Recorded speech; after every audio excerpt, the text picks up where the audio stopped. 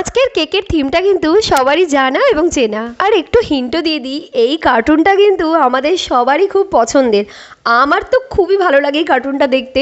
এর বেশিরভাগ এপিসোড দেখলে আমার মনে হয় এটা তো আমার জীবনের সাথে হয়েছে, এটা তো একদম মিলে গেছে। কি সবাই বুঝতে পেরেছো কোন কার্টুনের কথা বলছি? আমি বলছি আমাদের সবার পছন্দের সিনচ্যানকে নিয়ে। আমাকে কাস্টমার কেকের ফটো পাঠিয়ে দিয়েছিল, বলেছিল সেম এরকম একটা কেক বানিয়ে দিতে। আমি জাস্ট দেখে নিলাম ওর মধ্যে সিনচ্যানের কি কি ছিল।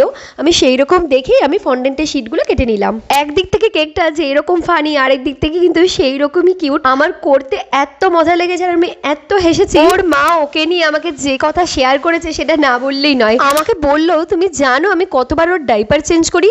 প্রত্যেকবারই ডাইপারে করে দেবে, নতুন নতুন ডাইপারে। আর প্রত্যেকবারই বলবে না, চুপ করে থাকবে।